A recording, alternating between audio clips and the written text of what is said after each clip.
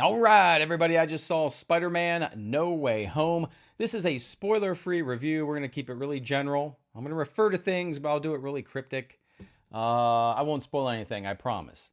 I'm just going to keep to what's in the trailers and what's been happening on the press tour with the certain actors that have been doing interviews and things. All right, so here it is. So lately, the MCU has been letting me down. I haven't been a fan. I don't like the movies since the Russo brothers quit doing them. I think Endgame, right? Was that the last one? I haven't really liked the movie since. And the Disney Plus shows, I think, are very forgettable. And yeah, like I watched episode 5 of Hawkeye today, and I don't even remember it. And it's a shame. It's just kind of forgettable and boring. I think there's one more show left. Maybe it will be good. They keep teasing a certain character. So fingers crossed. But it's a labor to get through all of that. So I wanted to know, can Spider Man No Way Home inject some much needed energy and enthusiasm and passion for myself back into the MCU? Did it? Yes, it did. And the second question I had is, from what I hear about this movie and the rumors and things, which I won't cover the rumors, could this be the best Spider Man movie that we ever got? Yes, it is. All right, let's get in the particulars of No Way Home. All right, so it's 2 hours and 28 minutes. I don't know how that compares with the other films, but I thought the pacing was very good. The beginning, it was trying to find its footing in the beginning when you're with the kids, when you're with Spider-Man's crew. But once the villains show up, man, this movie is rolling. So 2 hours and 28 minutes, rated PG-13. Yeah, it's probably the darker of the home movies. We had Homecoming, Far From Home, and this is No Way Home. So definitely a darker, very dark at times, and very emotional compared to those other movies. Directed by John Watts. He directed all the other movies. So good job, John Watts, and the writers. Really witty, really funny at times, and some deep cuts and references.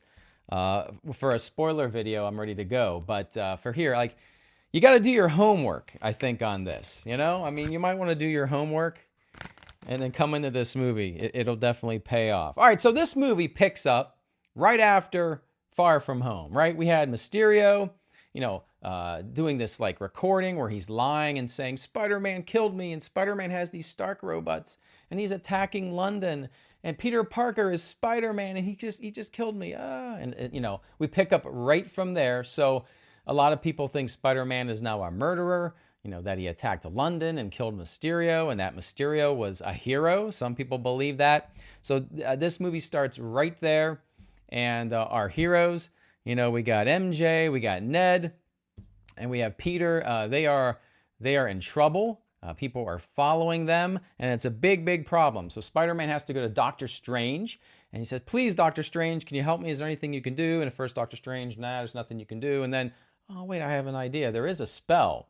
So he tries to cast this spell, and of course, Peter kind of messes it up, and boom, the multiverse opens up, and a lot of villains from other Spider-Man film franchises show up, and our Spider-Man, Tom Holland, has to deal with that.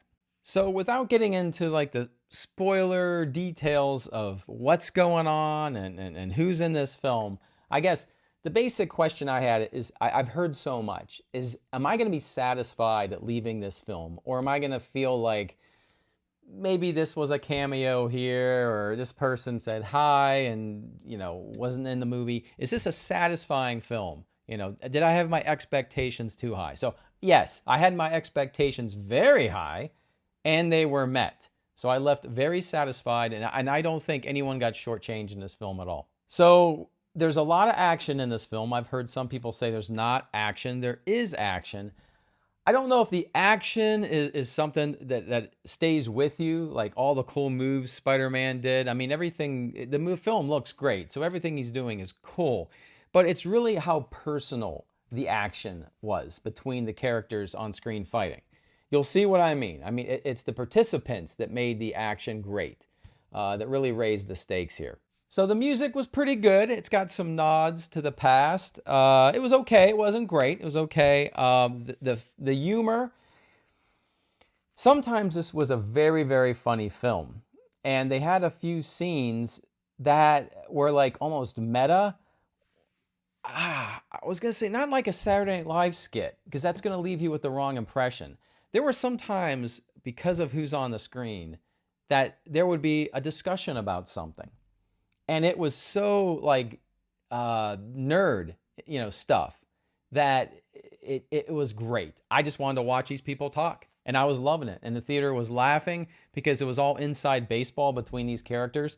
And so the writing was very good, and a lot of the humor was fantastic. Sometimes someone would go for a quick and funny joke, like some of the ones in the trailer actually were some of the weaker ones, where they make fun of Dr. Octopus's name. Those aren't the best jokes, but there are some times when there's a lot of back and forth between characters. Excellent. Very excellent. So let's talk about these villains. We know that Willem Dafoe and Dr. Octopus here, Alfred Molina. How could I forget his name? I've met Alfred Molina. What a wonderful man. He stayed in my apartment for like a month shooting a movie here, a movie that no one will remember. But what a nice guy. Reading the newspaper, saying hi to me every morning. We just talk.